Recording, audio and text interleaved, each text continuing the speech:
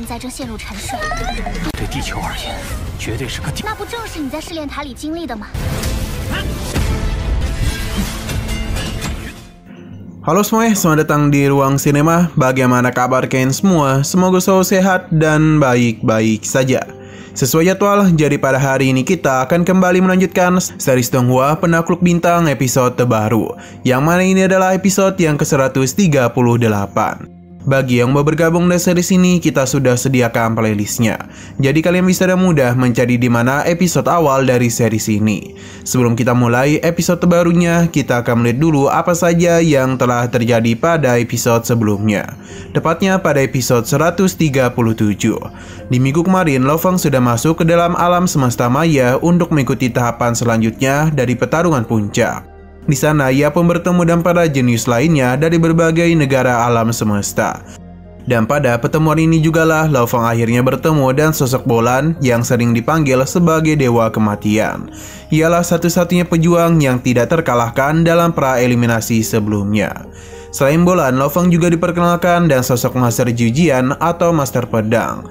Ia merupakan seorang master di atas kelas abadi. Kekuatannya tidaklah main-main dan mampu membuat para peserta yang hadir sangat sulit untuk bisa bernapas. Berhubung para peserta sudah berada di sini, jadi Master Jujian pun akan memulai tes penilaian, yang mana para peserta diminta untuk melewati setiap rintangan yang ada pada menara ujian. Semakin tinggi lantai yang mereka capai, maka semakin tinggi juga poin yang akan mereka dapatkan. Sekarang kita akan melanjutkan episode terbarunya. Kita masih berada di menara ujian, yang mana terlihat kalau beberapa jenis lainnya mulai naik ke lantai selanjutnya.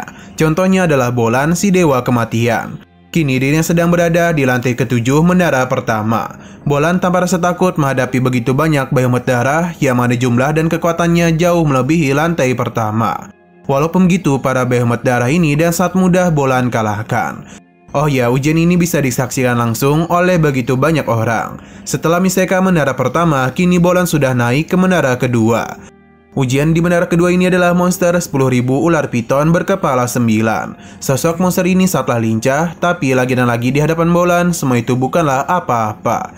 Sebab kita bisa melihat dan begitu jelas kalau Bolan mampu mencincang habis para ular piton itu dan menjadikan mereka sebagai rica-rica ular. Tidak butuh waktu lama bagi Bolan untuk menyelesaikan menara kedua lantai pertama. Selain itu dirinya sedang menempati posisi pertama.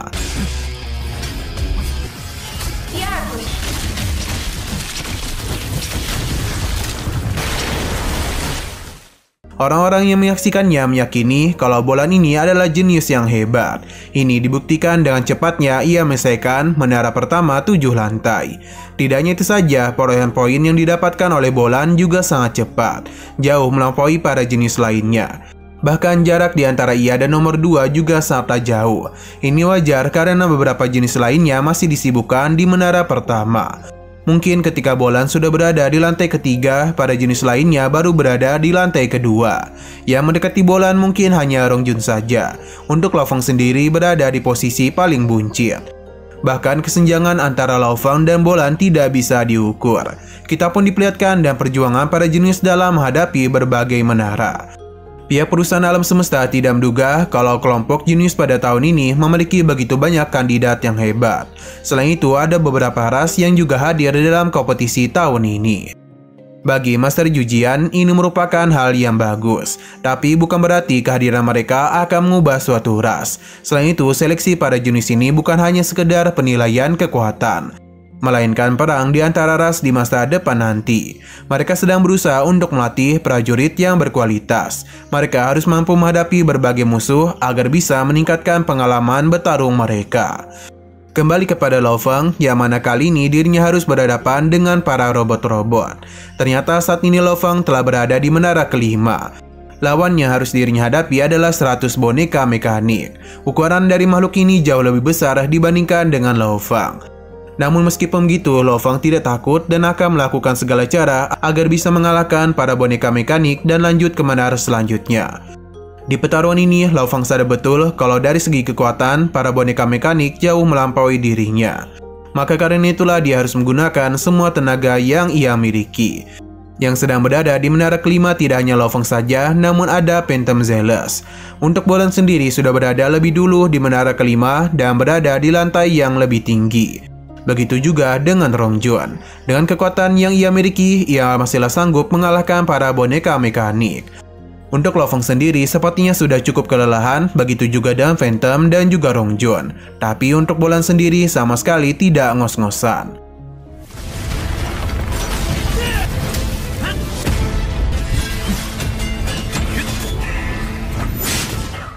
Lo Feng benar-benar ditekan habis oleh boneka mekanik. Walaupun begitu, ia masihlah mampu menghindari setiap serangan fatal yang mengarah kepadanya.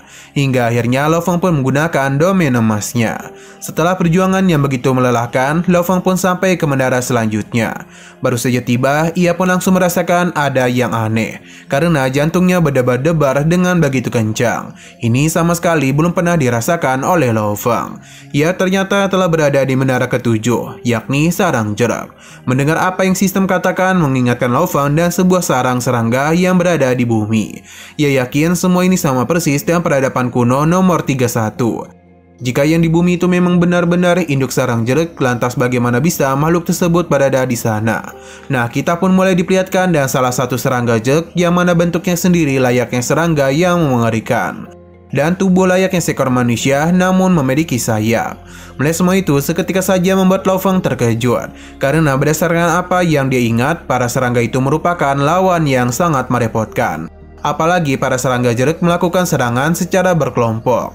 Selain para serangga seukuran manusia, ada juga serangga yang berukuran cukup besar. Lo Feng berusaha tetap tenang walaupun sedang berhadapan dengan makhluk yang cukup mengerikan. Saya juga para serangga pun mulai mengaung yang menandakan mereka akan bertarung untuk menghabisi Lo Feng. Pertarungan pun langsung saja terjadi di antara mereka.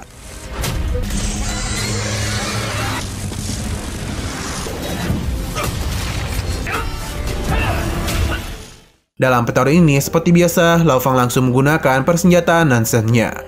Tidak hanya itu saja, namun ia juga langsung menggunakan teknik bayangan yang sebelumnya telah ia pelajari. Berkat ini jugalah Lo Feng bisa mengimbangi serangan serangga jerak yang jumlahnya sendiri sangatlah banyak. Sebenarnya Lo Feng memang bisa menghabisi beberapa serangga, namun yang menjadi masalah adalah para serangga ini terus saja bermunculan, yang seakan-akan mereka tidak ada habisnya. Ini cukup wajar karena bagaimanapun Lo Feng sedang berada di sarang serangga jerak. Kini Lo Feng pun benar-benar kelelahan karena bagaimanapun serangannya dan mudah ditahan oleh para serangga bertubuh besar. Saking sulitnya Lo Feng menumbangkan para serangga itu, dia pun menggunakan Mo Yanfin untuk bisa melindungi tubuh aslinya. Sedangkan para klon Lo Feng masih berada di luar perisai Mo Yanfin. Untuk sementara waktu, Lo Feng bisa bernapas dengan lega. Tapi ini tidak akan lama. Walaupun para serangga jerak ini merupakan makhluk yang tidak begitu cerdas, namun pergerakan mereka begitu teratur, yang seakan-akan ada yang mengendalikannya. Bahkan mereka tidak peduli seberapa banyak anggota yang telah dikorbankan, para serangga ini tetap tidak ingin mengalah. Lo Feng terus memperkuat pertahanan Mo Yanfin agar para serangga ini sulit untuk membukanya. Dan jika pun mereka berhasil membuka sedikit celah, Lo Feng sudah menyiapkan serangan kejutan agar bisa menghabisi mereka. Lo Feng pun keluar dari persembunyiannya untuk menghabisi para serangga tersebut. Pertarungan ini terus saja terjadi tanpa henti, sampai akhirnya kita pun diperlihatkan dengan sosok ratu dari serangga jerak. Pelan-lahan namun pasti dirinya pun mulai keluar dari persembunyiannya. Lo Feng menyadari hal itu, namun ia tidak bisa bergerak kemana-mana karena para serangga ini terus menahan dirinya. Pada akhirnya induk sarang jerak pun bangkit juga. Jika dilihat-lihat bodinya ini sangatlah aduhai, namun sayang sekali ia adalah ratu serangga. Jadi agak ngeri-ngeri juga jika dilihat secara langsung. Lo Feng pun bisa melihat sosoknya itu. Dan dia ini juga adalah otak dari para serangga jerak.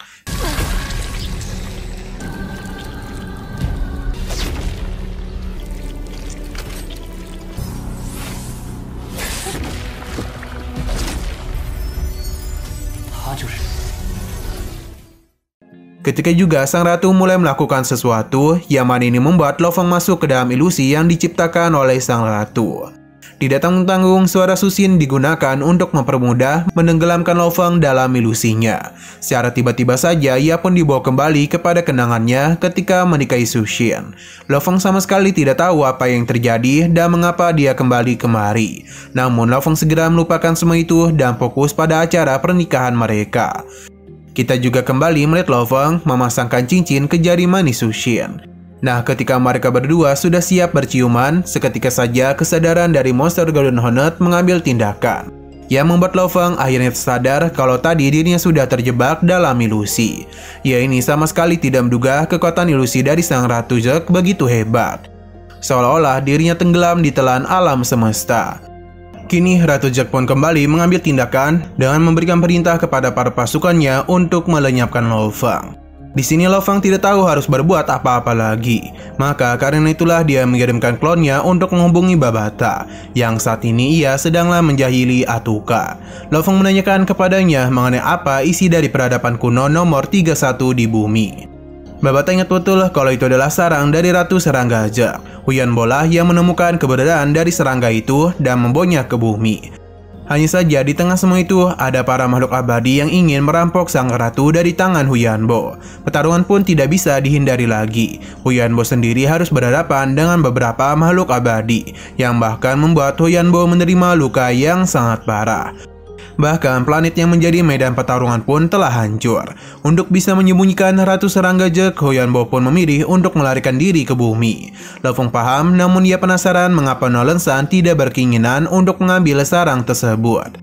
Berdasarkan ingatan dari Atuka, ia berhasil menemukan data tersembunyi, yang mana Nolan San memang menaruh perhatian besar kepada serangga tersebut. Hanya saja ia tahu kalau serangga ini bukanlah sesuatu yang bisa dirinya tangani.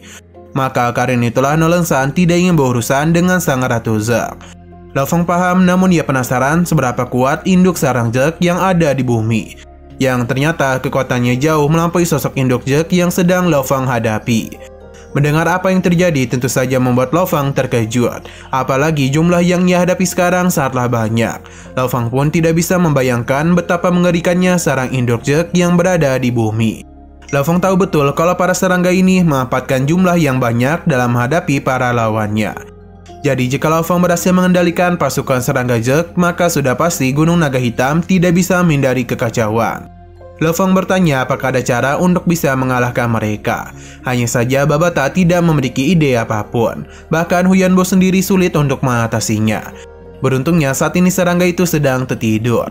Lo Feng menjadi begitu panik karena ini sama saja dan menanamkan bom waktu di bumi. Ia tidak bisa membayangkan bagaimana jika para serangga itu bangun. Babata menenangkan Lo Feng karena saat ini ia sedang berhadapan langsung dengan para serangga tersebut. Jadi seharusnya ia memanfaatkan hal ini untuk mencari titik lemah dari para serangga Zek. 大概率是经过削弱的。后的魔咒，你仍然而借助其仇的他，有没有办法消灭？现在正陷入沉睡，对地球而言，绝对是个那不正是你在试炼塔里经历的吗？ Nah, di sisi lain ternyata Bolan ini sudah berada di menara ketujuh lapisan terakhir. Sedangkan Uka dan para jenis lainnya berada di belakang Bolan. Hanya saja perhatian tertuju kepada Lo Feng yang mana peringkatnya tidak ada kenaikan. Masa Jujian pun penasaran dan apa yang sedang terjadi. Maka karena itulah mereka pun mulai melakukan pengecekan.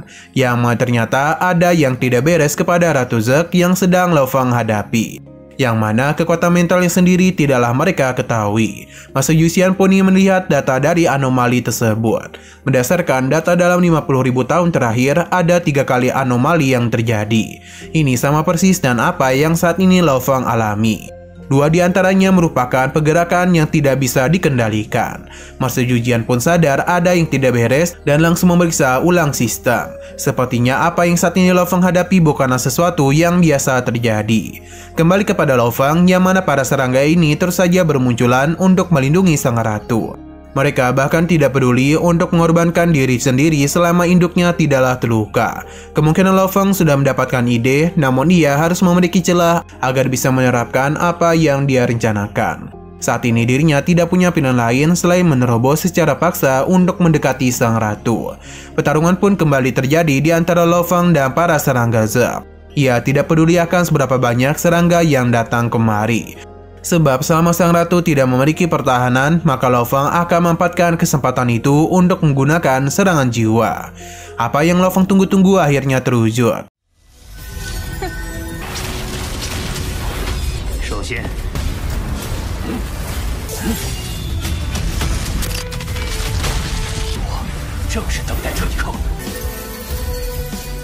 Pertarungan masih terjadi di antara Lo Fang dan Ratu Serangga Zerg. Kali ini Lo Fang berhasil mendapatkan celah untuk melancarkan serangan jiwa kepadanya. Inilah yang sejak tadi Lo Fang tunggu-tunggu. Karena dan begitulah ia bisa melakukan penyerangan secara langsung kepadanya. Perlu diingat kalau Lo Fang menggunakan segel jiwa palsu untuk menyerang tubuh sang ratu. Dan beginilah ia pun bisa masuk ke dalam alam bawah sadar Ratu Serangga Zerg. Tapi ini tidaklah semudah yang dipikirkan oleh Lo Fang, sebab inti jiwa dari sang ratu ini berada di luar pikirannya. Bola cahaya ini layaknya inti energi dari sang ratu. Secara perlahan namun pasti, Lo Fang mulai melihat ingatan dari Serangga Zerg. Ingatan itu pun terus masuk ke dalam diri Lo Fang. Ia bahkan sampai menggunakan segel jiwa untuk memberikan perlawanan. Tapi inti energi itu malah memberikan serangan balik kepada Lo Fang yang menyebabkan dirinya pun dibawa masuk ke dalam semua ingatan dari Serangga Zerg. Ia bisa melihat dan jelas kalau tempat kawanan Serangga Zerg telah dihancurkan, yang membuat mereka mau tidak mau harus melakukan pengasingan. Lo Fang tidak menduga kalau alam semesta maya memiliki hal yang seperti itu. Bahkan ia bisa mencium bau darah yang begitu pekat.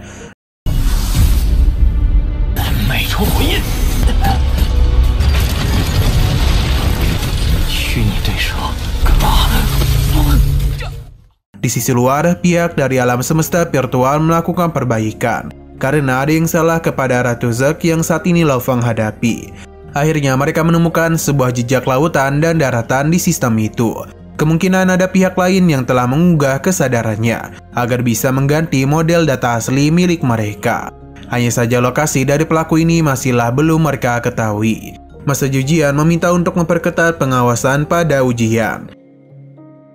Scene kembali kepada Lo Fang yang dipaksa keluar oleh sang Ratu Zerg. Ia sungguh tidak menduga kalau sebuah sistem simulasi bisa melawan segel jiwanya. Seakan-akan ia itu sedang berhadapan dengan Ratu Zerg yang asli.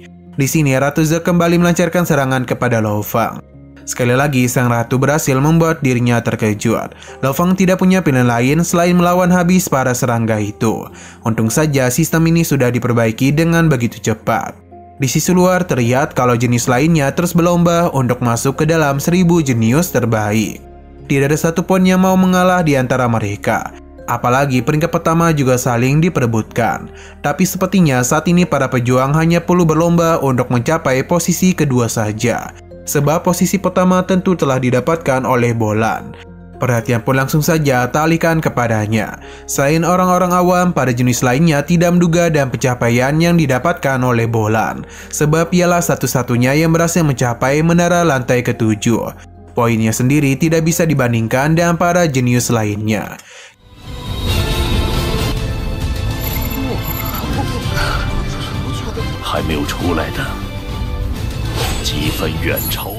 Kini hanya tinggal satu orang saja yang masih berada di dalam menara, yang tentu adalah Lo Fang. Bisa dikatakan kalau posisinya cukup buncit, tapi walaupun begitu Lo Fang tiada niatan untuk menyerah.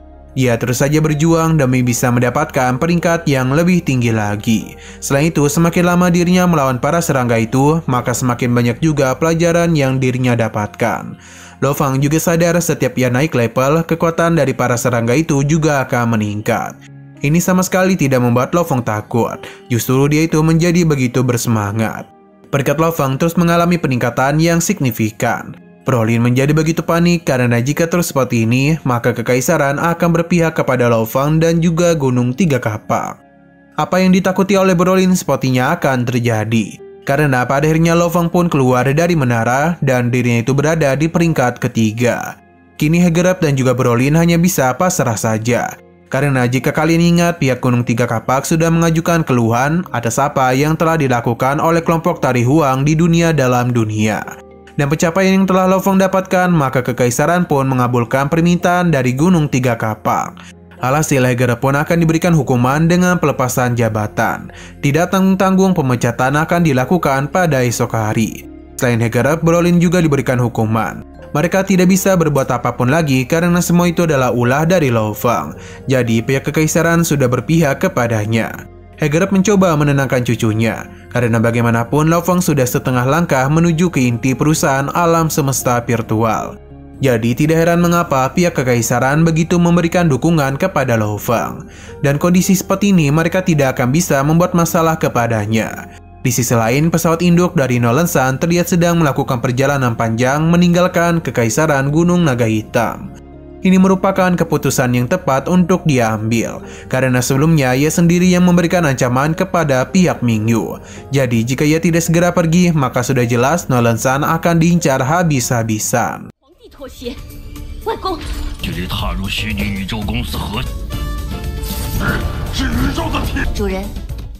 Xiong berpindah kepada Hong yang sedang berlatih. Ia juga mendapatkan kabar mengenai keberhasilan dari Lo Fang. Ia tentu saja menjadi begitu senang. Kembali ke alam semesta virtual, yang mana Rong Jun begitu bersemangat melihat pencapaian yang Lo Fang dapatkan. Ia pun ingin kembali bertarung dengannya. Sesaat kemudian, Master Jujian memberitahu kalau menara percobaan telah resmi berakhir. 1000 jenius juga telah dipilih dan begini mereka akan melakukan seleksi akhir yang merupakan pertarungan bakat. Untuk memperjelasnya, jadi seleksi selanjutnya adalah sistem eliminasi tunggal. Pertarungan ini akan mempertemukan peserta secara acak. Satu pertarungan akan menentukan hasil kedepannya. Pemenang juga dapat terus berpartisipasi dalam kompetisi itu. Hadiah juga akan berikan, yang mana 1001 sampai 1000 jenius akan mendapatkan 10 bonus anggota. Mereka akan masuk ke ruang apokaliptik.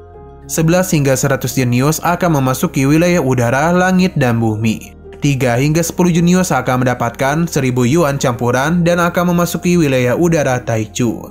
Dan 2 jenius sisanya akan mendapatkan 10.000 yuan campuran dan mereka juga akan dibawa ke wilayah udara asli. Winston Widi begitu terkejut karena 1 yuan saja setara dengan 1 triliun koin alam semesta.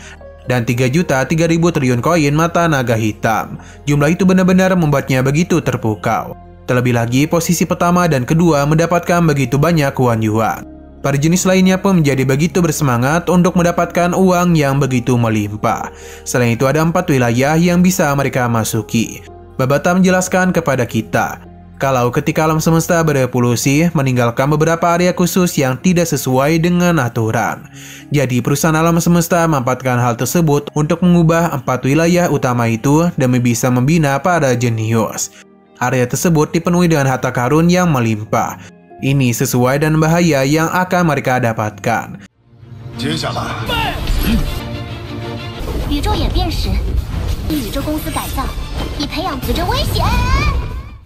Whitmill begitu bersemangat karena kurang dari 1000 jenius saja yang berhasil masuk ke permukaan alam semesta maya. Bagi yang tersingkir tentu akan berakhir begitu saja tanpa peduli seberapa tinggi atau rendahnya skor yang didapatkan. Master Jujian memberitahu kalau 4 wilayah ini sangatlah didambakan oleh semua pihak. Selama jutaan tahun mereka telah menyambut begitu banyak talenta hebat, tapi tidak begitu banyak yang bisa hidup. Penyebab kematian dari orang-orang ini berbeda-beda, tapi hampir setengahnya meninggoy di perang antara manusia dan ras asing. Berbagai ras di luar wilayah itu tidak niatan untuk memperlambat laju invasi. Jadi perusahaan alam semesta berusaha dan keras untuk menghasilkan para jenius yang mampu membantu mereka melawan ras-ras asing. Master Jujian meminta untuk bersiap karena tahap seleksi akhir akan segera dimulai. Lo Fang sudah menantikan semua itu, namun dirinya harus menyelesaikan beberapa urusan terlebih dahulu. Kita pun dibawa ke peradaban kuno nomor 31, yang mana Lo Fang dan Lei Shen sedang melakukan pengamatan. Sekarang sarang induk Zerg sedang dalam kondisi tertidur pulas. Tidak ada tanda-tanda yaitu akan bangun. Selain itu, Lei Shen telah mencegah informasi ini agar tidak bocor demi bisa menghindari kepanikan publik. Selain mereka, di sini Su Shen bersama dan para penjaganya telah datang kemari, tentu untuk melakukan pengamatan pada peradaban kuno nomor 31. Beberapa alat pendeteksi pun dipasang di area sekitar tempat itu, dan begitulah mereka bisa menerima pemberitahuan secepat mungkin jika sarang ini mengalami perubahan. Lo Fang pun menghampiri Su Shen. Ia memperingati istrinya untuk tidak datang secara langsung karena bagaimanapun tempat ini sangatlah berbahaya. Su Shen menenangkannya karena dia juga ingin melindungi bumi. Lo Fang akan melindungi bumi dengan caranya sebagai pejuang, sedangkan Su Shen akan melindungi bumi dengan caranya sendiri. Hal ini membuat Lo Fang menjadi begitu senang. Kemesraan mereka ini tentu saja bisa dilihat oleh semua pihak.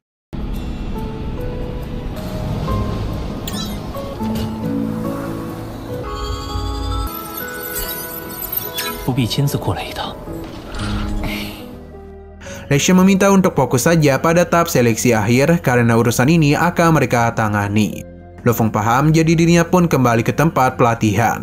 Di sini dirinya pun mengingat kejadian yang sebelumnya dilakukan oleh induk Jerk kepadanya. Lo Fong memberitahu Babata kalau di lantai menara ia telah menemukan cara paling efektif untuk menghadapi Ratu Zack, yakni menggunakan segel jiwa untuk bisa menyerangnya secara spiritual. Tapi ia sadar kalau dirinya harus menjadi lebih kuat dulu. Bahkan Huyanbo sendiri tidak bisa mengendalikan serangga Zack. Babata menenangkan Lo Fong karena mereka perlu mendapatkan rahasia spiritual yang lebih kuat saja. Tapi metode rahasia setingkat itu kemungkinan hanya berada di tempat tertinggi di perusahaan alam semesta virtual, yang tentu saja berada di wilayah udara asli. Inilah awal dari segalanya. Mengetahui hal tersebut, Lo Fong berjanji kalau dirinya akan melakukan yang terbaik agar bisa mendapatkan kesempatan tersebut. Setelah semua itu, Master Jujian pun mengumumkan kalau final pertempuran jenius telah dimulai. Masing-masing jenius mulai mendapatkan bagan dan juga lawan mana yang harus mereka hadapi. Kini satu persatu dari mereka pun mulai dipisahkan. Dan saat ini Lo Fong berhadapan dengan sosok yang menggunakan pedang besar. Lawan ini bukanlah jenis sembarangan karena ia sudah melewati begitu banyak rintangan untuk masuk ke daftar 1000 jenius terkuat saat ini. Jadi karena itulah Lo Fong tidak boleh meremehkannya. Peri itu sempat mendapatkan celah untuk menyerang Lo Fong. Hanya saja yang ia serang merupakan klon dari Lo Fong, sedangkan tubuh aslinya berada di atasnya. Ia pun dengan mudah menghabisi pria tersebut. Dan begini Lo Fong pun berhasil lolos ke tahap selanjutnya. Keluarga Lo Fong begitu bangga kepadanya karena kini Lo Fong telah mencapai 16 besar pertarungan jenius. Hanya saja setiap dirinya maju maka lawan yang dihadapi akan semakin kuat.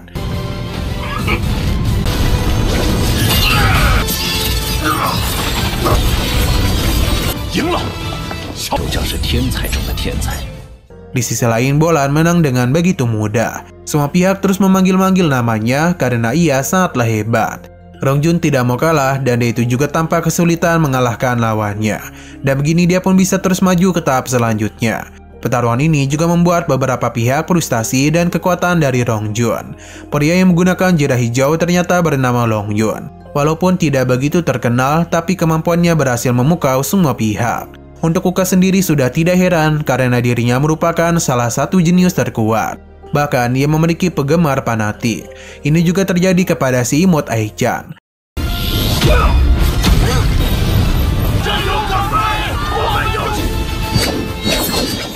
Nah, pertarungan yang sengit pun akan terjadi di antara Lo Fong dengan Jiang Lingxi. Perlu diingat kalau kemampuannya itu adalah master spiritual yang mampu mengalahkan musuhnya dengan sekali tatap saja.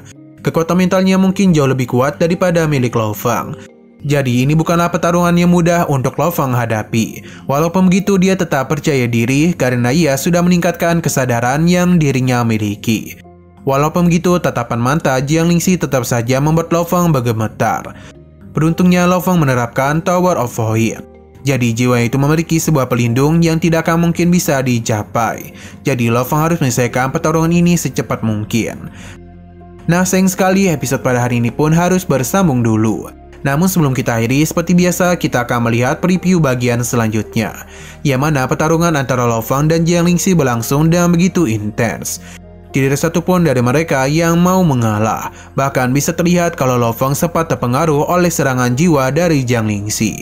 Di pertarungan lainnya, Bolan telah berhadapan dengan Rongjun. Ini merupakan masalah besar bagi Rongjun karena bertemu lawan yang sangat kuat. Sedangkan untuk Uka sendiri bertemu dengan sosok Longyun. Dan setelah Lo Fong mengalahkan Jiang Lingxi, ia akan bertemu dengan Aichan, si gadis imut. Ia terus saja melancarkan serangan manja kepada Lo Fong. Untuk Lo Fong sendiri akan terus berjuang agar bisa mendapatkan kemenangan dan menantang Bolan untuk dirinya kalahkan. Oke, sekian dulu pada video kali ini. Untuk video selanjutnya akan segera hadir pada minggu depan. Jadi bagi kalian yang mengikuti series ini, langsung saja klik subscribe dan aktifkan loncengnya.